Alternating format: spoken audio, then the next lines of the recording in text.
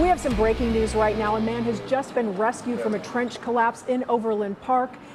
Our Dennis Evans is there live at the scene. He is just about to get a live interview there. You can see him beginning to speak. Okay, let's listen in. Can you tell us your first and last name first? Yeah, my name is Chris Palmer. I'm a battalion chief here with Overland Park Fire Department. Okay. Can you walk us through what happened here today? We had a trench collapse at a new construction site. They were doing work along the foundation of the new construction that's here behind us. I had one 30-year-old male that was trapped up to his waist in dirt that had sloughed off on one of the sides. And so we utilized Olathe Fire Department and their trench rescue team to effect a rescue, and he currently was transported to a hospital for further evaluation. How were you able to get him out of the dirt? It's a manual job. Safety is the main concern first. We have to set up supports for the trench itself so that there's no further collapse onto them. So that takes up a majority of the time. Olathe has a team that has special equipment to do that shoring, and then members from the Overland Park Fire Department actually did the work, and that comes down to the manual digging it out with a shovel. What was his condition when he was taken out of the dirt? He was conscious and able to talk to us the whole time, was able to tell us how he felt in the situation. He was able to walk out of the trench and then was transported to the hospital again for further evaluation. Chief Palmer, do you know what they were working on exactly? Have they been here a while? Just what was their business here? That'd mainly be speculation, but it looked like some type of trench work for maybe a sewer line or something like that. Do you know what do you know the name of the construction company he works for? No, I do not. No. Is this something that you guys practice, to prepare for situations like this?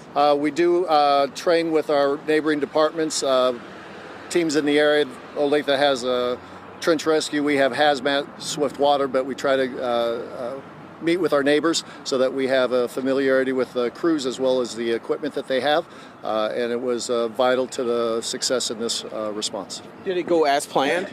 Yes, a very difficult, time-consuming job was done in under an hour from the time I was first to arrive on scene, happened to be in the area.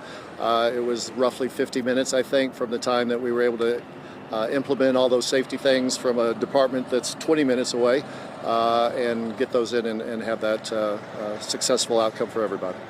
Chief Palmer, I don't mean to speculate or assume the worst, but thankfully this was a positive outcome. In general, how dangerous can these things be? He was only buried up to his waist, but just how cautious do people really need to be if they're on construction sites from what you guys have seen in the past? There's certainly safety standards to go by with the way they dig the trench.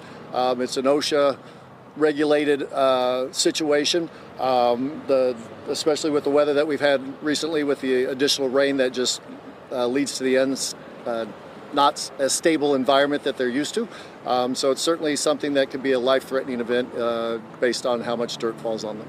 And how does the investigation work? Do you guys go forward investigating how this happened, or is OSHA now investigating how it happened? We'll pass it on to the agencies that deal with commercial structures. It's kind of out of our hands. Our fire marshal will look into it, but we'll pass on information that we gather to agencies that monitor that.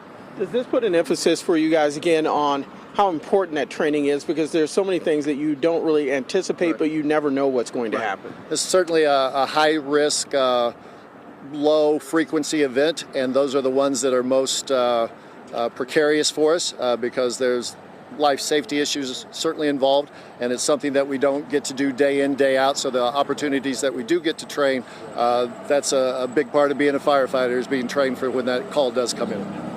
Who were all the agencies who responded to this again? Overland Park, Olathe, and Consolidated District Number 2, I believe, were the three different departments that were available. Thank you, sir. Thank you so much. I appreciate it.